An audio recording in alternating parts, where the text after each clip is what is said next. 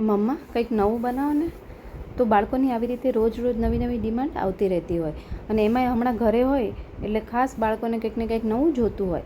તો હવે tasty healthy મારે દેવું હતું તો હું શું બનાવું? બધાને આ જ પ્રશ્ન હોય બધી મમ્મીને, કે રોજ રોજ નાસ્તામાં શું બનાવું? તો આજે મેં એકદમ નવા જ પ્રકારનું ખીચું બનાવેલું છે. તો આ ખીચું બાળકોને શું મોટાને પણ એટલું ભાવશે અને થોડું અલગ છે. તો આપણે બનાવવાની જ શરૂઆત કરીએ. તો સૌથી પહેલાં તો આજે હું એકદમ હેલ્ધી બનાવવા માગું છું, એટલા માટે મેં થોડું અલગ કરવું હતું, એટલે મેં જુવારનો લોટ લીધો છે. જનરલી આપણે ચોખાના લોટનું ખીચું તો અવારનવાર બનાવતા હોય, પણ આ જુવારના લોટનું ખીચું એકવાર ટ્રાય કરજો, તમે લોકોને બહુ ભાવશે. તો આપણે મસ્ત મજાનું મસાલેદાર બનાવેલું છે. તો મેં અહીંયા અડધો કપ જુવારનો લોટ લીધેલો છે. અડધો કપ જુવાર, કારણ કે મારે થોડુંક જ બનાવવાનું છે, એટલે ક્વોન્ટિટી તમારે જે રીતે જોઈતી હોય એ પ્રમાણે તમે પ્લસ માઇનસ કરી શકો. માપ તમારું આ રહેશે, તો હું પરફેક્ટ માપ આપીશ તમને.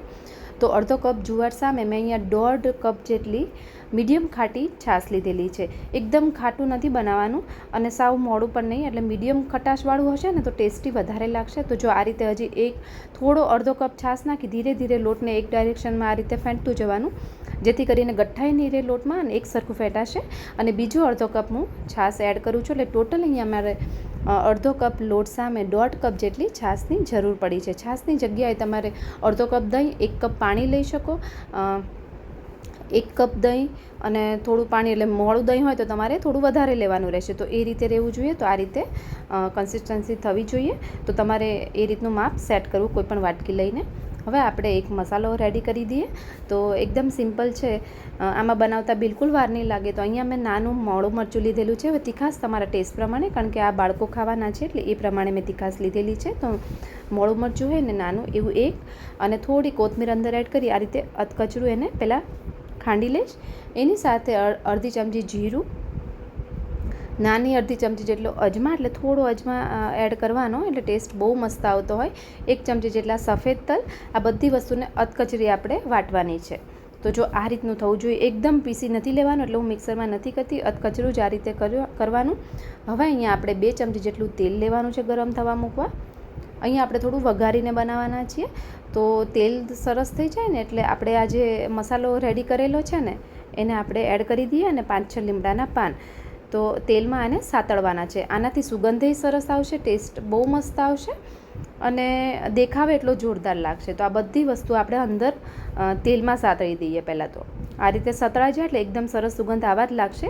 આ ટાઈમે તમારે જે આપણે આ બેટર રેડી કરેલું છે ને એને ધીરે ધીરે અંદર એડ કરવાનું. ગેસની ફ્લેમ એકદમ લો જ રાખવાની, લો ફ્લેમ પર એડ કરજો, જેથી કરીને નીચે ચોંટે નહીં ખીચું, એટલે કે બેસી ના જાય અને ટેસ્ટ ખરાબ ના થાય એના માટે.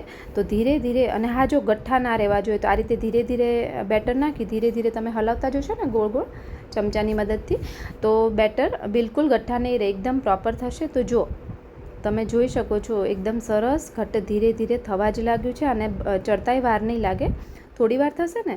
તો આ બધી વસ્તુ તમારે લો ફ્લેમ પર જ કરવાની છે. તો ધીરે ધીરે આ બેટર એકદમ ઘટ્ટ થતું જશે, અને આપણે જે તેલ નાખ્યું છે એનાથી શું થશે, ચડી જશે, એટલે નીચેથી પેન છોડવા લાગશે લોટ. તો જો આ રીતનું થોડું થોડું થશે અને કલર એ ચેન્જ થઈ ગયો છે. તો આ ટાઈમે તમારે શું કરવાનું, થોડું ચડે એવું લાગે ને, 4 મિનિટ જેવું આપણે હલાવ્યું એટલો ટાઈમ થયો છે, પછી આપણે આ રીતે થોડું બેટરને પાથરી દેવાનું રહેશે અને ઢાંકીને થોડી વાર માટે થવા દઈએ.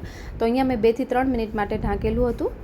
હવે આપણે ઢાંકણ ખોલી, જો ઉપર થોડું કલર તમને આમ ટ્રાન્સપરન્ટ જેવું લાગવા જ મળશે, અને એકદમ હળવું થઈ જશે ખીચું આપણું. તો ધીરે ધીરે આપણે ફરી એને હલાવી દેવાનું અને સરસ રીતે મિક્સ કરી દઈએ. ફરીવાર ઉપર નીચે કરી દઈએ, ફરી આ રીતે પાથરી દઈએ અને ફરી આપણે ઢાંકીને થોડી વાર માટે રહેવા દઈએ. તો ફરી મેં 2 થી 3 મિનિટ માટે રહેવા દીધું હતું. તો તમે જોઈ શકો છો લોટ બિલકુલ કાચો નથી, સુગંધ એટલી સરસ આવે છે, અને તમે આ ખાશો ને તો તમને બહુ જ ભાવશે. એકદમ અલગ પ્રકારનું છે અને ટેસ્ટ તો એટલું બધું ને, એની સાથે હેલ્ધી પણ એટલું છે. તો એકવાર આ રેસીપી જરૂરથી ટ્રાય કરજો, અને સાંજના નાસ્તામાં કે સવારના નાસ્તામાં પણ તમે બાળકોને આપી શકો. આ ગરમ ગરમ બહુ મસ્ત લાગતું હોય છે.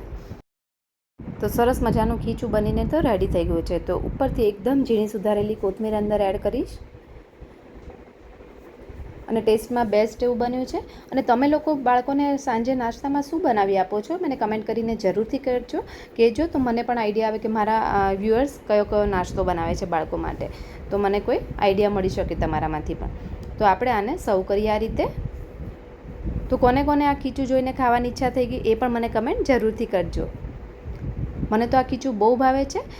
આમ તો ખીચું તો બધા જ પ્રકારના મને ભાવે છે, પણ આ રીતે થોડું અલગ મેં મસાલાવાળું બનાવ્યું છે, એ વધારે ભાવ્યું છે મને આજે. અને ઉપરથી આપણે થોડો મેથી મસાલો અને થોડું સિંગ તેલ અંદર એડ કરીએ અને આને સર્વ કરીએ. તો જો આજનો મારો વિડીયો, મારી મહેનત થોડી પણ તમને ગમતી હોય તો વિડીયોને લાઇક કરી દેજો, ચેનલને સબસ્ક્રાઈબ કરી દેજો અને કમેન્ટ કરવાનું બિલકુલ પણ ના ભૂલતા. તો ચલો ફરી મળીએ એક નવી રેસીપી સાથે. Thank you.